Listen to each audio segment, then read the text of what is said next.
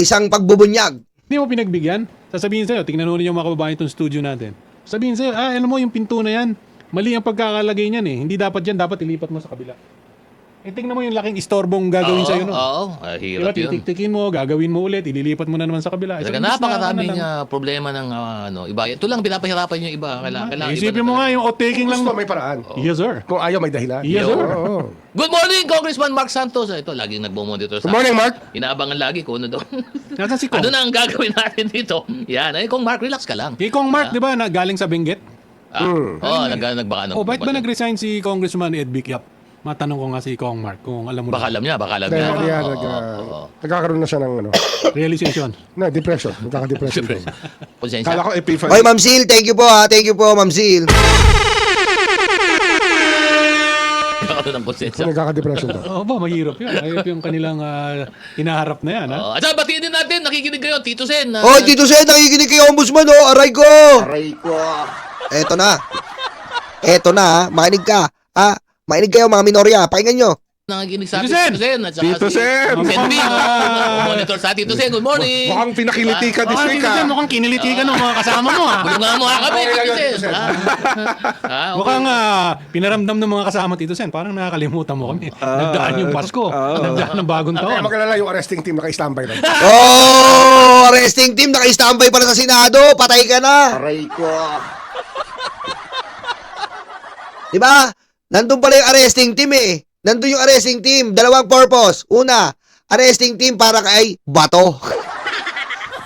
Alam nyo, magaling din to si Bato eh. Nung nasa parking lot siya, may nagsabi sa kanya, may nagsabi sa kanya, buti hindi ka umakyat, Bato. Kung umakyat ka, tapos ka. Swerte ka, Bato. Meron pa rin nagchuchuchu di umano sa'yo. Nandun ang mga arresting team ng mga, hindi ko na sabihin kung sino. Swerte ka, hindi ka umakyat mula sa parking lot. Kasi, ang contact ni Bato, yung minorya ng senador. Diba? Nag-wait lang si Bato kapag nag-all 12. Ayun po yung inaantay ni Bato. Mag-all 12 po ang botohan. Nag-all 12. Kaso, hindi nangyari. Kasi si Loren pa lang ayaw na. Pero yung iba dyan na magkakapatid, bumaligtad. Aray ko. Diba? 8 eh. 8. Hindi kasama si Bato. Huwag yung sama si Bato. 8 minorya. Si Cayetanong Pia, 9. Dalawang Villar, 11. Tapos yung isa, alam nyo na kung sino. Diba?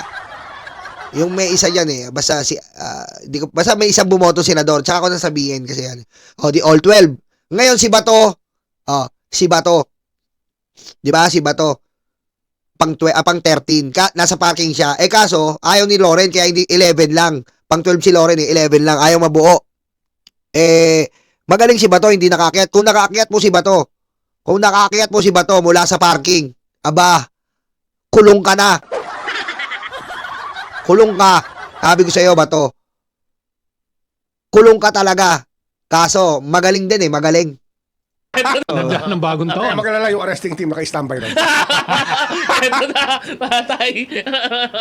Ito, mga nakikinig natin. Tito Sen. Bawas isa sa problema mo din yan, Tito Sen. Bawas ng isa sa problema mo. Okay, tama. Bawas isa sa problema mo. Kasi po yung mga ganyan, yung mga intel dyan na may mga intel dyan ng ombudsman na inaantay na lang talaga si Bato. Kasi binabaliw nila si Bato eh. Pinaparana sa kanya yung pagkabaliw ng mga pamilyang pinagpapatay nila. Ngayon, Bato, mabaliw ka. Aray ko. Pero naman, masaya tayo, natutuwa tayo at kahit paano, may naareglo naman kung ano man yung sinasabi nilang gusot sa Senado at Basta ito lang, Tito Sen. Oo. Medyo naglalambing lang ng konti yung grupo mo. Nagpaparamdam. Kumbaga, inaalog lang yung upuan. Inaalog lang yung upuan. Nagpaparamdam. Oh! Yan. Ano? May nakasulat sa noo yung mga yan. We are here. Ayun. Andito kami. Ayun. kami dito. Kailangan makita mo kami, mapansin mo. Parang Before you nalilimo. forget. Oo. Before you forget. Kasi makakala nila si Tito Sen, alam mo na. Medyo, boss, baka makakalimot ka. Nakakalimot ng Dito konti, ka diba? dito lang. Yung pirma ko, pwedeng lumipat dito sa kanan. Iyan! Dali doon, boss. Nanginginig pa yun. Kasi ang mahirap po kay Tito Sen, mahigpit po si Tito Sen sa budget eh. Kung kay Cheese po, may mga kasi yan eh, kailangan bebabyhin mo yan eh. Bebabyhin mo yan, yung mga senador. Kailangan pag December, medyo may mga bonus sila. Aray ko. Ganyan po kasi yan eh. Kaso po, sa pamumuno ni Lacson tsaka ni Soto, wala na pong ganon, wala na pong sarap buhay. Trabaho, trabaho. 'Di ba? Ganun po ang mahirap ayan po ang kinaiinis nila kay Tito Sen. Dahil yung mga iba pong mga Senate President na nagdaan, yung iba dyan, hindi ko naman nilalahat, yung iba dyan katulad ni Cheese, sarap buhay po ang mga senador. May pera pong natatanggap kada December, katulad ni Cheese, namigay ng pera para sa Senate Presidency, isa pa yung example na yon. Pag December may natatanggap sila. Kes Tito Sen, wala po yan. Standard SOP, standard ruling. May sweldo kayo. Si Tito Sen walang tinatanggap na sweldo yan, diretso yan sa scholarship. Diretso sa scholarship yan, walang tinatanggap yan sa Senado. Kaya may karapatan siya magmalaki. Yun ang maganda kay Tito Sen, may karapatan siya magmalaki. Wala siyang tinatanggap. Kahit tinignan niyo po yung records ng Treasury Department ng Senado, hindi po sa kanya, nakadiretso yan sa scholarship. Dahil may pera na siya sa Itbulaga eh. Isa na po silang production company at isa na po silang malaking entertainment franchise. Kaya hindi na po sa kanya mas malaki yung kinikita niya sa Itbulaga. Ngayon, nagkakaigpitan ng pondo. Syempre, yung iba diyan mga talagang nag-aantay ng mga biyaya, akala nila maaambulan sila ni Tito Sen na walang ganon. Wala na ganon yung sarap buhay sa Senado. Aray ko. Tenti Soto the third to Loren. LLL eh. Hindi, pero ano naman yan, I think dyan naman sa Senado talagang you serve at the pleasure of the majority. Ganun talaga yan, di ba? Kaya nga, kaya nga Senado anytime pwede magpalit yan, di ba? Siyempre, Kasi hindi katulad ng House, medyo mahirap kumuha ng numero. Di ba, Senado talagang 12+1 lang eh. Di ba? So pag nakakuha ka ng 13, may dala kang 13, kahit nandito sa napkin nakalagay, boss, itong 13 ayaw na sa'yo. Ganun. At saka ito, regardless of yung dami na pumasok, ano? Wala. So kunyari, walang quorum o may quorum pero less than 24. Sige na, mas ito pakita Mga ko 20 sa'yo. lang pumasok, pwede na yun. Parang ganun. Ano? Ganun pala yun, ano? Yun. Okay, ito, babati lang natin. Ayan po ha, sayang nakalagpas po si Bato. Sayang naman no, sayang. Sayang talaga, nakalampas ang hayop na to no. Sayang naman no. Okay, dumako na po tayo dito. Idamay na natin tong siomay na to.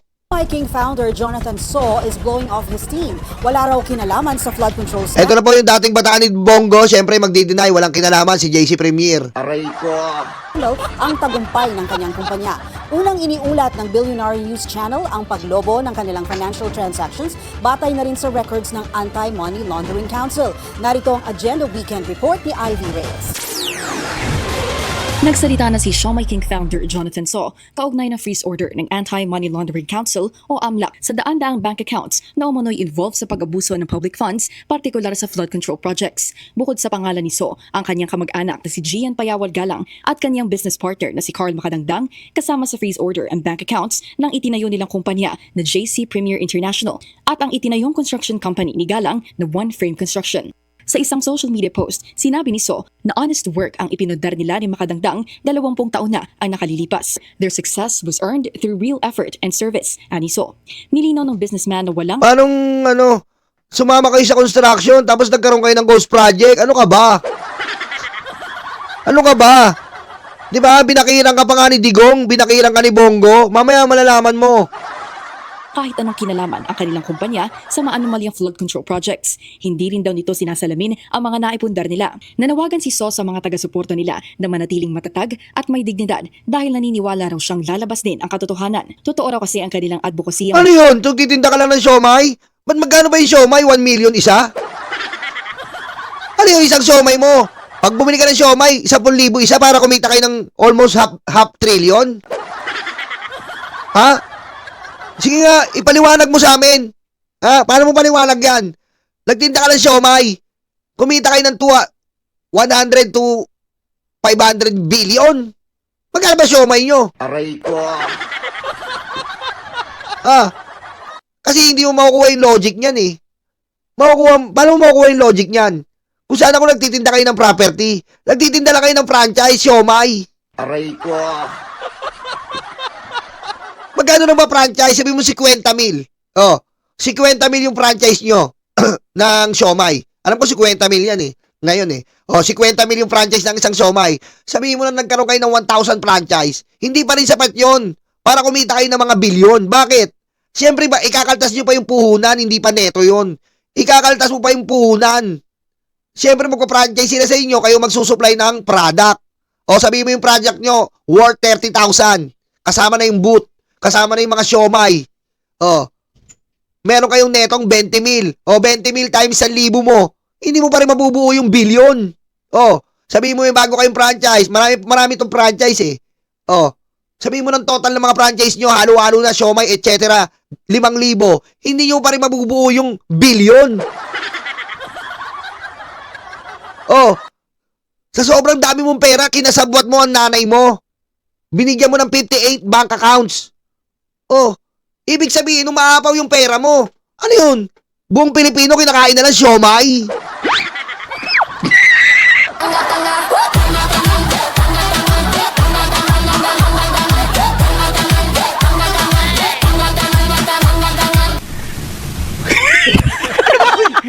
Diba?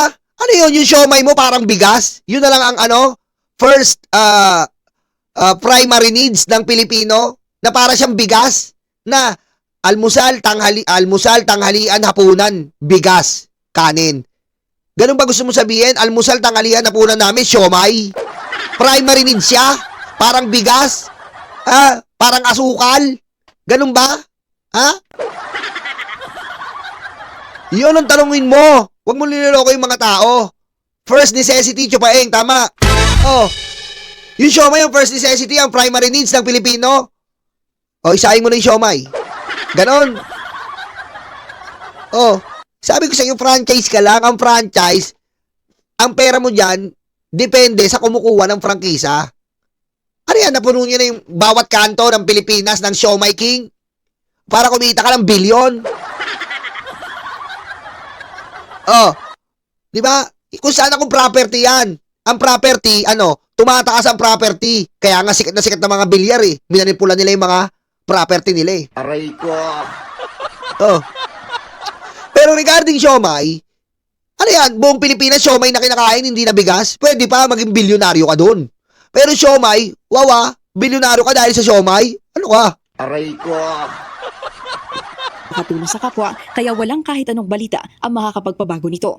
Handa raw harapin ni Naso ang hinaharap nilang freeze order mula sa AMLAC. Nakuha ng Billionario.com ang aprobadong freeze order resolution ng AMLAC dated January 30, 2026 na nagdedetalya ng lahat ng financial accounts na hinihiling nilang maisama sa freeze order bunsod ng reklamo mula sa DOJ, NBI Public Works and Bid Rating Task Force tungkol sa 3 ghost projects na awarded sa top-notch Catalyst Builders at One Frame Construction. Kita mo, One Frame company nyo.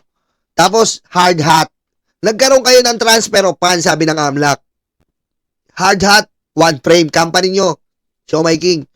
Ba't kayo mag-deposit sa top notch? Ibig sabihin, may kaugnayan kayo. Connive na kayo. Oh, yun eh. Nagtayo ka ng company mong Hard Hat at One Frame para sumama ka sa construction industry. Oh, yun. Huwag mo kami lokohin. Sa pagkalkal ng AMLAC, sinundan umano nila ang money trail ni Gian Galang patungo sa kamag-anak nitong si So at nadiskubre ang umano'y suspicious financial activities ng negosyante. Para sa Agenda Weekend. Ayun sapul ka sa AMLAC kasi sa AMLAC wala kang sa AMLAC maitatago diyan. Wala rin palag yung mga bangko diyan. Pag sinabi ng AMLAC, ilabas mo ang record ni So. Bibigay sa iyo yan, pati yung galaw ng movement ng pera mo. Every second diyan.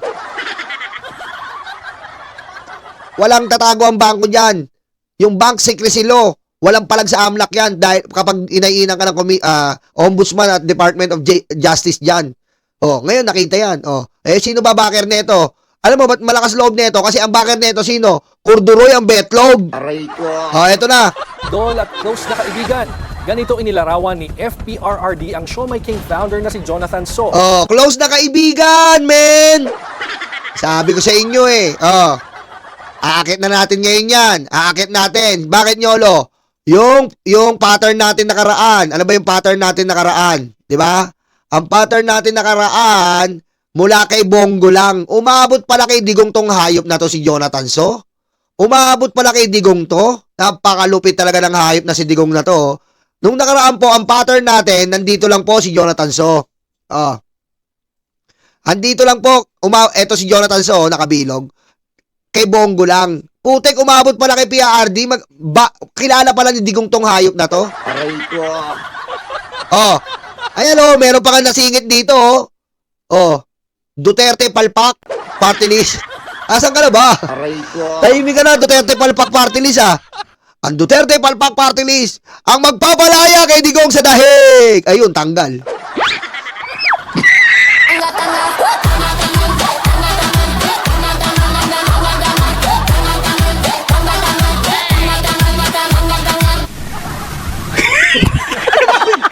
Tanggal eh.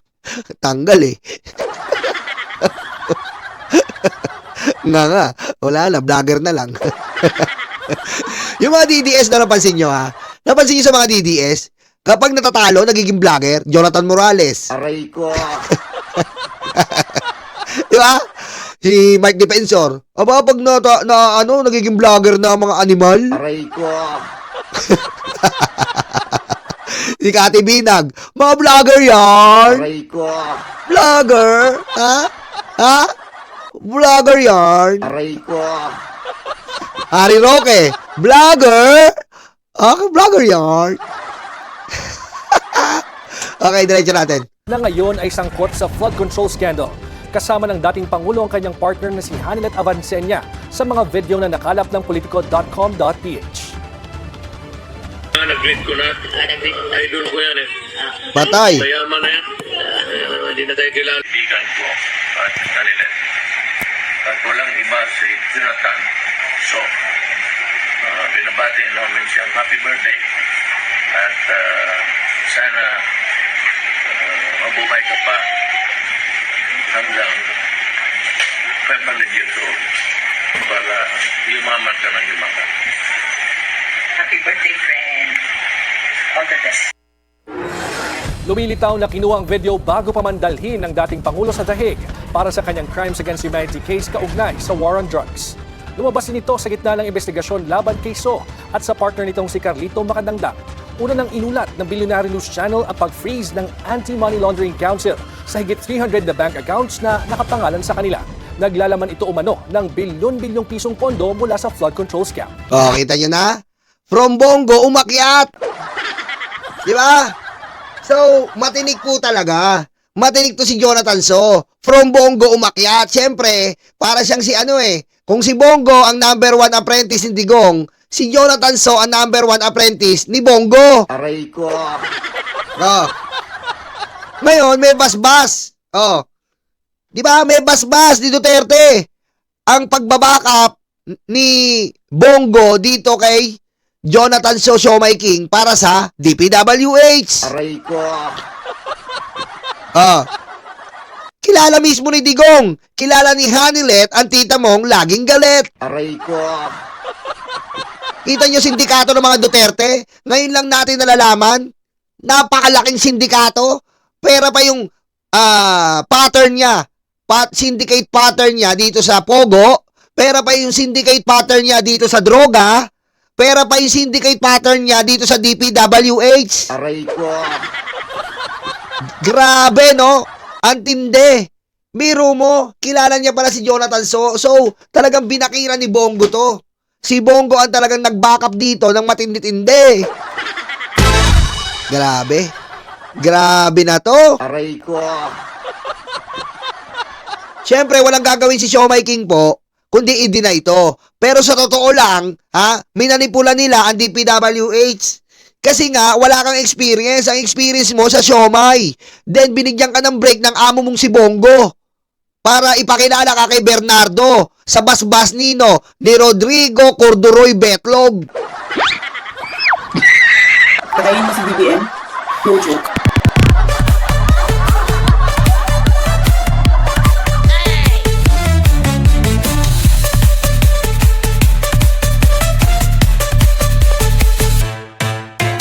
Kumbaga nabakiran pala na matindi to, si Siomai King. Diba? Nabakiran na matindi si Siomai King. Kaya pala, ganun na lang. From 31,000. Gusto kong unawain nyo.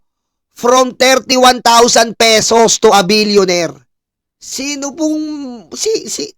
Teka lang Isipin nyo po Kung si SM nagsimula sa isa sapato sa Carriedo. Si SM. Si SM nagsimula sa sapatos sa Carriedo. Pero hindi po sila yumaman agad-agad ng katulad ni Siomai King. Hanggang ngayon, hindi number 1 na mayaman ang SM. Ngayon pa lang sila naging bilyonaryo pero hindi yung number 1 na bilyonaryo. Si Rason ang number 1. Pero ito nakakapagtaka. Ha? Tinitinda mo lang siomai from 31,000. Matapos ang administrasyon ni Duterte, bilyonaryo na. Kahit anong logic ang pagtimbangin mo, kahit anong analyzation, magtataka ka eh. Putik si Henry C. Kita mo ha, si Henry C. nagsimula sa sapatos. Hanggang ngayon yung mga anak niya. Kaya yung mayaman dahil ang daming properties, ang daming real estate, ang daming eskwelahan. Kaya bilyonaryo. Eto, ang daming siomai, bilyonaryo. Isipin mo yan, Siomai King. Kung i-deny mo na hindi kayo nasangkot sa construction, paano mo i-explain na from siomai at iba't ibang prangkisa, yumamang ka ng bilyon? Paano mo ma-explain yan? Saan mo kinuha yung revenue mo? Ha? Ganun ba kalaki ng tubo sa siomai? Diba? Kahit i-deny mo, hindi mo madi-deny ito na ikaw ay pumasok sa flood control. Kitang-kita sa DPWH record na hard hat kayo at one frame. Sino nag-backup? Si Bongo. Oh, sino nag-backup kay Bongo? Si Digong. Oh, kilala ka ni Digong eh. Oh, hindi mo magagawa to na i-deny mo ang flood control, ang construction firm nyo, dahil hindi magiging sufficient ang sasabihin mong pagyaman. Paano kaya yaman? Yayaman ka ba sa pagsusyomay lang ng ilang taon? Sabihin mo 10 taon, nagsusyomay ka lang, yayaman ka ng bilyon. Yung SM nga, ngayon lang naging bilyonaryo. Aray ko. Tapos makikita sa bank records mo, sa sobrang yaman mo, sa dami mo ng pera, biro nyo po kung gaano kasinungaling to. Sa dami niya ng pera, alam niyang mabubuko na siya, pinag-open niya yung nanay niyang senior citizen na walang trabaho. Pinag-open niya ng bank account. Hindi lang isa. 58 bank account. Matalino rin. Hinati-hati niya yung nakukurakot nila. Aray ko. Diba? Tama si Victor Manuel. Kahit supplyan mo ng siomai ang buong DPWH, hindi kaya yaman. Dahil magkano lang ang magiging neto mo? Magkano yung magiging neto mo sa siomai? Kung ang siomai puhunan mo 10, benta mo 21. Sa tingin mo magiging bilyonaryo ka sa 10 taon? Aray ko. Ha? Sa tingin mo? Kung ang neto mo 10 piso lang? Franchise yun. Buong franchise binibenta mo, hindi naman per piece. Franchise yun. So, ang benta mo, prangkisa. Kaya nga, house of franchise kayo eh. Kung binibenta mo ang prangkisa ng ng 50,000, ang neto mo dyan, 20,000. Kasi, susuplayan mo ng siomai yan, mga 30,000 na yan. 30,000. May 20 kang tira. Times 1,000 mo sa buong Pilipinas, kahit times mo ng 10 years yun. Kahit times mo ng 10 years yun. Hindi mo makukuha yan. Huwag mo kami lokohin. Aray ko. Ha? Hindi kami DDS na tatanga-tanga na maniniwala sa mga kasinungalingan nyo. Aray ko. Biro mo niloloko tayo nito.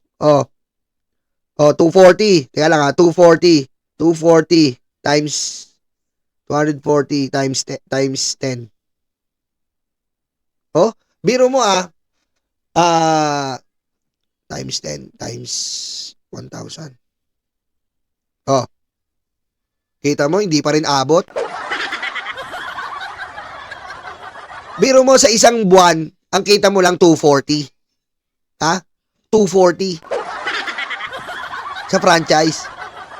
Pero paano yung naging triple, 200 billion? Aray ko. Ano nangyari yun? Teka lang po Tingnan nyo kasi Sandali lang po Gusto ko lang malinawan kayo kasi parang inuulol tayo nito eh. Tingnan nyo po Tingnan nyo po, parang hindi po nakagalit. Tingnan nyo Analysis of Jonathan inflows revealed a significant link to Galang. Galang deposit checks amounting to 517. Ayan o, 517. Aray ko. Grabe, 517. Oh, one prime main expense totaling to 103 from 2023 to 2025. Tingnan niyo po yan ha, 517. Paano mo kikita sa siomay yun? Aray ko. Di ba? Ibig sabihin, bumaba na ng siomay nun. Aray ko. Di ba? Pero mo ang daming siomay nun, bumaba na sa buong Pilipinas ang siomay nun. Jonathan. Pero nyo, tingnan nyo, 517. Ayun o. A substantial portion of which was made in 2024. 2024. This aligns with the period when One Prime recorded its highest receipt of funds from DPWH. Tingnan mo, 2024 lang. 517. Anak ka lang. Aray ko. Tama. Tama si Maring Irene. Oh, si Marcy Irene. Oh. Sa 20,000, babayos mo ilaw, kuryente. Oh. Bayad ng renta. Kasi pag nagpa-franchise ka, madalas yan sa mall. Oh. Madalas sa mall, nagpa-franchise ka, madalas yan sa mall. Oh, babayad ka sa mall, magkano ang pwesto mo sa mall? Aray ko. Oh. Tama, tinalo pa yung David's Tea House. Tinalo mo pa. Ano yun? Kung pwede maniniwala kami kung sinasaing namin, siomay. Aray ko. Iniengot tayo nito, meron Gin Libere. Iniengot mo kami, ha? Ha? Aray ko. Iniengot tayo nito eh. Sa mga siomay king dyan, napakasarap ng siomay king. Pero yung amo nyo, ha, salbahe, ha. Ang sarap ng siomay king, lalo na may palamig, 20 pesos. Ang sarap niyan. Diba? Ay, hindi pala yung master siomay pala yung masarap, yung may hot sauce na nabibili. Master siomay ba yun? Master siomay. Sarap yan eh. Favorite ko yan, beef, tsaka yung ano eh, Japanese blurred. Ayan kinakain ko eh. Pabili nga, Japanese blurred. Aray ko.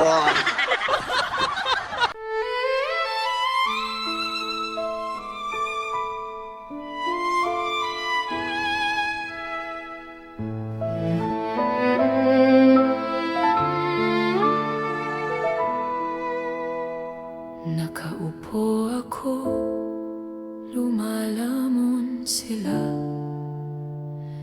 Masasaya itong aking mga kaibigan. Abot kamay nila ang bunga ng puno. Dahil balikat ko ang ginawang tuntungan. Habang namimitas lalong natatakam. Sila ay para bang wala ng kabusugan. Kahit alam nilang mayroong mga langgan. At ang aking paa ang siyang inuupakan. Nais ko nang magpahinga. Marami na akong nagawa at natulungan. Ako'y labis na nag-aalala. Baka ang puno ay tuluyan nang maubusan ng bunga. Nakaupo ako, nagbabantay sila. Ang mga aso ko'y laging maaasahan. Hindi ko lang alam ang binabantayan. Ito bang puno o itong aking upuan? Itali ko kaya sa bahay ng langgam? Maglilingkod ba o maghahari-harian?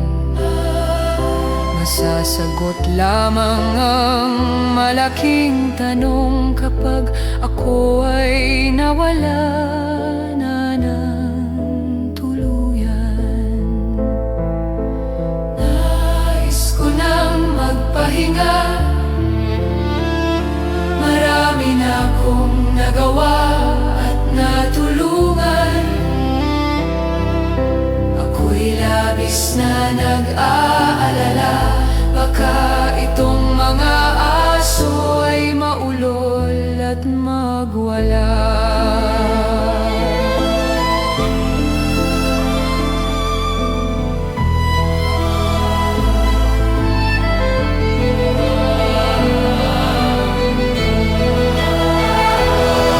Daming naupo, walang solusyon. Daming nangako, naging ilusyon. Ikaw ang sagot-sagot sa aming tamong-tamong. Ikaw ang boses sa aming bulong.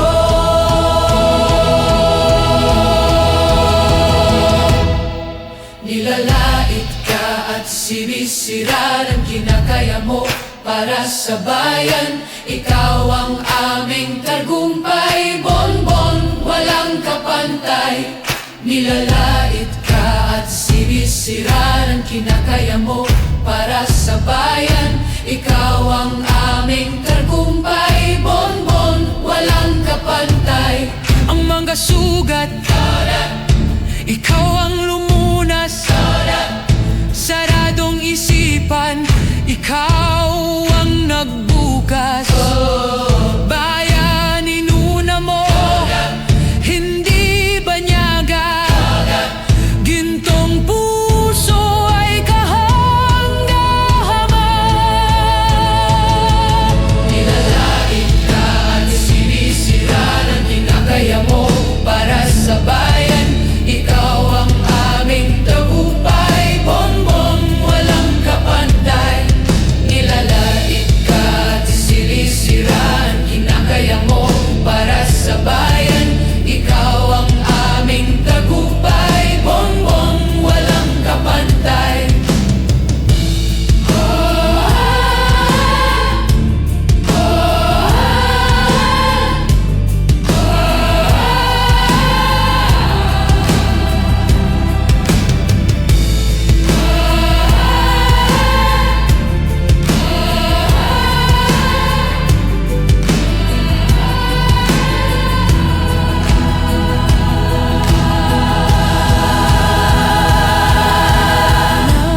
Nais ko nang magpahinga.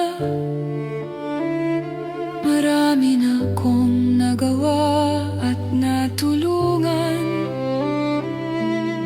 Ako'y labis na nag-aalala, baka itong mga aso ay maulol at magwala.